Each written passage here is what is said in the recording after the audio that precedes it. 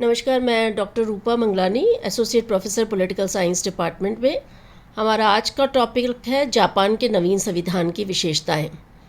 तो हम इसे 2 चरणों में पढ़ेंगे। आज हम कुछ विशेषताएं देखेंगे और अगले चरण में हम उसकी और विशेषताएं देखेंगे। तो जैसा कि मैंने आपको बताया कि जापान का संविधान बहुत महत्वपूर्ण है। हम बात कर रहे हैं जापान के नवीन संविधान की, जिसे कि 3 मई 1947 को लागू किया गया। आप सभी जानते हैं कि जापान 1945 में हिरोशिमा और नागासाकी के अमेरिका पर डाले गए अणु बम के बाद 14 अगस्त 1945 को जापान ने आत्मसमर्पण कर दिया था। और उसके बाद जो है 26 जुलाई 1945 को जनरल मैकआर्थर ने जापान के लिए नया संविधान तैयार किया और मित्र राष्ट्रों की कमान की ओर से पोस्टडम घोषणा की गई थी। और इसी घोषणा के आधार पर जो है जापान का संविधान जो है बनाया गया। क्योंकि जापान जो है द्वितीय विश्व युद्ध में पराजित राष्ट्र था, इसलिए जापान को जो है सैनिकवाद और शस्त्रीकरण के स्थान पर लोकतांत्रिक राष्ट्र बनाने के लिए जापान के नए संविधान का प्रारूप तैयार किया गया। तो फरवरी 1946 में जनरल मैकआर्थर के निर्देशन में नवीन संविधान का जो प्रारूप तैयार किया गया, उसे 20 जून 1946 को जापान की डाइट या विधानमंडल, जैसे हमारे यहाँ संसद होती है वैसे ही जापान की डाइट होती है, उसके सम्मुख संविधान का ये प्रारूप रखा गया। 7 अक्टूबर 1946 को डाइट के द्वारा इसका अनुमोदन किया गया और 3 मई 1947 को जापान का संविधान लागू किया गया। और इससे पहले 3 नवंबर 1946 को सम्राट हिरोहितो ने इस संविधान पर अपनी स्वीकृति दी थी। तो अगर ये परीक्षा में सवाल आए कि जापान का नया संविधान कब लागू हुआ, तो उसका उत्तर होना चाहिए 3 मई 1947। तो आइए देखते हैं जापान के नवीन संविधान की विशेषताएं क्या क्या थीं। तो जापान के नवीन संविधान की विशेषताओं को अगर हम देखें तो सबसे पहली विशेषता है वो है जनसंप्रभुता पर आधारित संविधान। तो मैं आपको बताना चाहती हूँ कि जापान का ये जो नया संविधान लागू किया गया, इसको शोवा संविधान भी कहा जाता है। ये पूरी तरह से लोकतांत्रिक सिद्धांतों पर आधारित है। संविधान एक महत्वपूर्ण प्रलेख है और हम सब जानते हैं कि दुनिया में जापान ने तकनीकी विकास में बहुत ज़्यादा प्रगति की है और इस प्रगति की कुछ विशेषताएं जो है, संविधान की मौलिक विशेषताएं जो है, उसने योगदान दिया है जापान की प्रगति और संपन्नता में। तो पहली विशेषता है जनसंप्रभुता पर आधारित संविधान। तो जापान का जो संविधान जिसे बेसिकली अमेरिकी अधिकारियों ने तैयार किया था और कुछ लोग कहते हैं कि जापान के लोगों पर थोपा गया है, लेकिन ये दृष्टिकोण गलत है। दरअसल जापान का संविधान अमेरिकी या भारतीय संविधान की भांति ही जनसंप्रभुता पर आधारित है। अमेरिकी अधिकारियों के द्वारा जापानी संविधान के निर्माण में स्वयं जापान के लोगों की श्रेष्ठ इच्छाओं और मानवीय हितों को दृष्टि में रखा गया था। और इसके अलावा जनता द्वारा निर्वाचित डाइट, जैसे हमारे यहाँ संसद होती है वैसे ही जापान में डाइट होती है, उसने संविधान को पुष्टि की थी। तो इसका मतलब ये हुआ क्योंकि जनता के द्वारा निर्वाचित डाइट के द्वारा संविधान को संपुष्टि की गई, तो इस कहीं ना कहीं जापान के लोगों ने का समर्थन था इस संविधान में। तो संविधान की प्रस्तावना में ही कहा गया है कि हम जापान के नागरिक राष्ट्रीय डाइट में निर्वाचित अपने प्रतिनिधियों के द्वारा कार्य करते हुए यह घोषणा करते हैं कि प्रभुसत्ता शक्ति जनता के हाथों में है और हम इस संविधान को स्थापित करते हैं। सरकार जनता की पवित्र अमानत है जिसकी सत्ता जनता से प्राप्त की गई है। तो इसका मतलब यह है कि शक्तियां जो है जनता के प्रतिनिधियों द्वारा प्रयोग की जाती हैं और इसके लाभ भी जनता को भोगने होते हैं। तो जापानी संविधान के निर्माण में स्वयं जापान के लोगों की इच्छा शामिल है। तो पहली विशेषता हमने देखी, जनसंप्रभुता पर आधारित संविधान। दूसरी विशेषता है लिखा हुआ और संक्षिप्त संविधान। जापानी संविधान लिखित है और अपेक्षाकृत संक्षिप्त संविधान है। अब आप जानते हैं कि भारत का संविधान तो दुनिया के सबसे बड़ा लिखा हुआ प्रलेख है। संयुक्त राज्य अमेरिका, फ्रांस, भारत, इन देशों से भिन्न जापान का संविधान जो है तो लिखित लेकिन संक्षिप्त है। तो जापान के संविधान में 11 अध्याय और 103 अनुच्छेद हैं। संविधान की भाषा अत्यंत सरल और स्पष्ट है। सारा संविधान लगभग 20 पृष्ठों में है, जिन्हें लगभग 1 घंटे में ही पढ़ा जा सकता है। लेकिन संविधान अपेक्षाकृत संक्षिप्त होते हुए भी इसमें देश की आवश्यकताओं के अनुरूप सारी महत्वपूर्ण बातों को शामिल किया गया है। हाँ, मैं आपको ये ज़रूर बताना चाहूँगी कि ये जो 11 अध्याय हैं, इसमें अगर हम देखें, इसका विवेचन करें, तो पहला अध्याय सम्राट की स्थिति का है, दूसरा अध्याय युद्ध के परित्याग का, तीसरा नागरिकों के अधिकार और कर्तव्यों का। चौथा, डाइट मतलब जैसे भारत की संसद वैसे ही जापान का विधानमंडल। पांचवा, कैबिनेट का। छठा, न्यायपालिका का। सातवां, वित्तीय व्यवस्था का। आठवें अध्याय में स्थानीय स्वशासन का वर्णन है। नवें अध्याय में संशोधन प्रक्रिया और 10वें अध्याय में संविधान की सर्वोच्चता का उल्लेख किया गया है।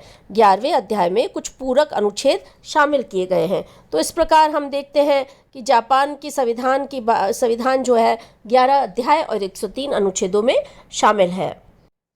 तीसरी विशेषता है संविधान की सर्वोच्चता। भारत और संयुक्त राज्य अमेरिका के संविधान की भांति ही जापान के संविधान में संविधान की सर्वोच्चता को अपनाया गया है। 3 मई 1947 को लागू किया गया शोवा संविधान जापान का आधारभूत कानून है। अनुच्छेद 98 में ही स्पष्ट रूप से घोषणा की गई है कि यह संविधान राष्ट्र का सर्वोच्च कानून होगा और इसके उपबंधों से विरोध रखने वाला कोई कानून व अध्यादेश, साम्राज्यवादी अनुदेश अथवा सरकार का अन्य कोई कार्य, वो सभी कार्य जो हैं वो इस भाग से वैध नहीं होंगे। इसका मतलब ये कहा गया है कि संविधान ही सुप्रीम है। दूसरा, अनुच्छेद 99 में ये कहा गया है कि सम्राट अथवा संरक्षक राज्य के मंत्रियों, डाइट के सदस्यों व अन्य सार्वजनिक अधिकारियों का ये कर्तव्य होगा कि वो संविधान का आदर करें और उसके उपबंधों के अनुसार ही काम करें। तो इस प्रकार हम देखते हैं कि संविधान की सुप्रीमेसी की गई है। संविधान की सर्वोच्चता की रक्षा के लिए न्यायिक पुनरावलोकन की व्यवस्था की गई है, जिसके अंतर्गत जापान के सर्वोच्च न्यायालय को ये अधिकार प्राप्त है कि वो कानून की वैधता की जांच कर सकें और यदि कोई आदेश अथवा कानून संविधान का उल्लंघन करता है तो वो उसे अवैध घोषित कर सकते हैं। जापान के संविधान की चौथी विशेषता है कि कठोर संविधान है। जापान का संविधान न केवल लिखित वरन एक कठोर संविधान है, क्योंकि इसमें संवैधानिक संशोधन के लिए साधारण कानून निर्माण की प्रक्रिया में से भिन्न विशेष प्रक्रिया की व्यवस्था की गई है। संविधान में संशोधन की प्रक्रिया का उल्लेख अनुच्छेद 96 में किया गया है। अनुच्छेद 96 ये कहता है कि संशोधन प्रक्रिया के 2 चरण हैं, संशोधन की प्रस्तावना और इसकी पुष्टि। संविधान में संशोधन संबंधी किसी भी प्रस्ताव को प्रस्तावित किए जाने की प्रक्रिया यह है कि डाइट के दोनों सदनों के 2/3 या उससे अधिक सदस्यों के द्वारा इसे स्वीकृत किया जाना चाहिए। डाइट में प्रस्तावित इस प्रस्ताव की पुष्टि लोक निर्णय के द्वारा जनता द्वारा की जाती है। यदि डाइट के द्वारा पारित किए गए प्रस्ताव को लोक निर्णय में एक विशिष्ट लोक निर्णय या निर्वाचन में कुल मतदान करने वाले मतदाताओं के बहुमत का समर्थन प्राप्त हो जाता है, तो ये समझा जाएगा कि जनता जो है वो संशोधन के प्रस्ताव की पुष्टि करती है। ऐसी स्थिति में सम्राट को तुरंत जनता के नाम से यह घोषणा कर देनी होगी कि अमुक संशोधन संविधान का अभिन्न भाग बन गया है।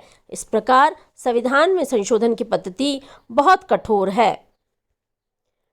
तो हमने देखा कि क्योंकि संशोधन की पद्धति कठोर है, और आप देख सकते हैं कि नवीन संशोधन की कठोरता का यह आलम है कि 1947 से लेकर आज तक जापान के संविधान में कोई बड़ा संशोधन नहीं हुआ है। लेकिन यह कठोर संविधान, कई आलोचकों ने कहा है कि यह कठोर संविधान जो है वो जापान की सतत विकास में बाधक सिद्ध होता है। आलोचकों का ये भी कहना है।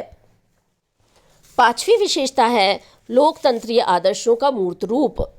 मेईजी संविधान के अंतर्गत सम्राट के दैवीय अधिकारों को स्वीकार किया गया था और प्राय सभी शक्तियों का स्रोत सम्राट था।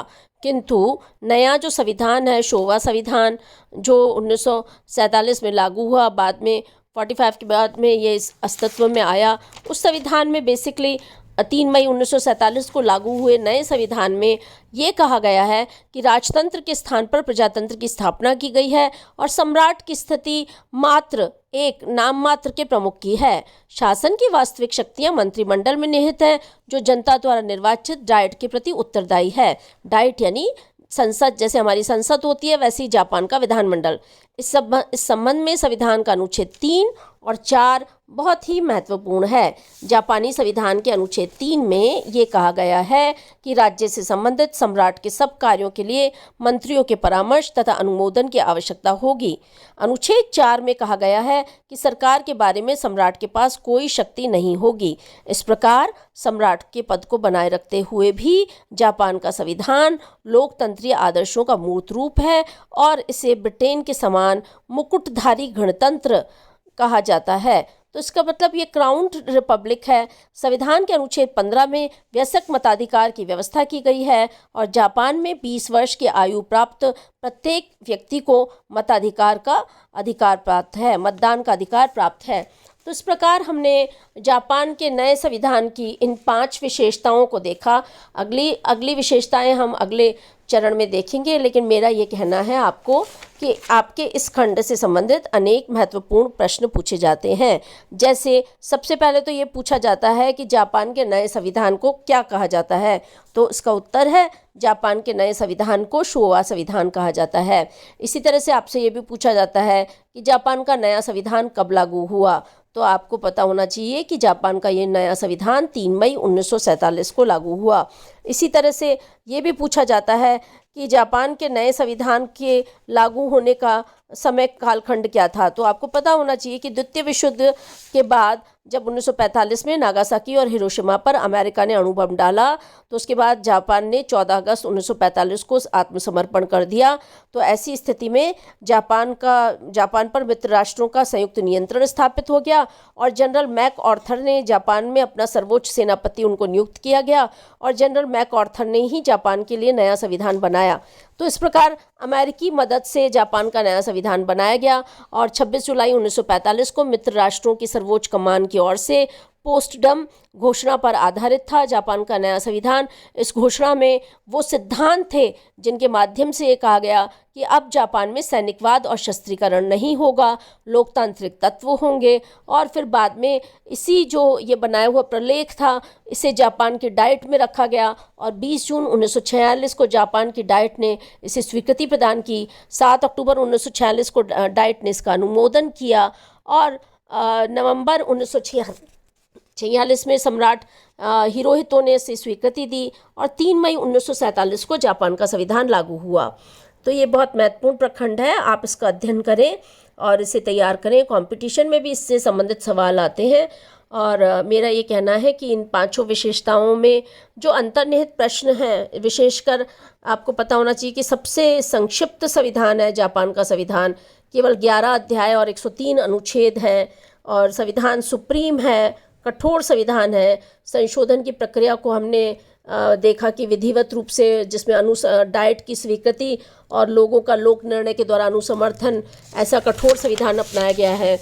लोकतंत्रीय आदर्शों का मूर्त रूप है, क्योंकि जापानी सम्राट जो है वो सीमित राजतंत्र है और जापान के नए संविधान में सम्राट की शक्तियों को अत्यधिक सीमित किया गया है और इस प्रकार मुकुटधारी गणतंत्र है।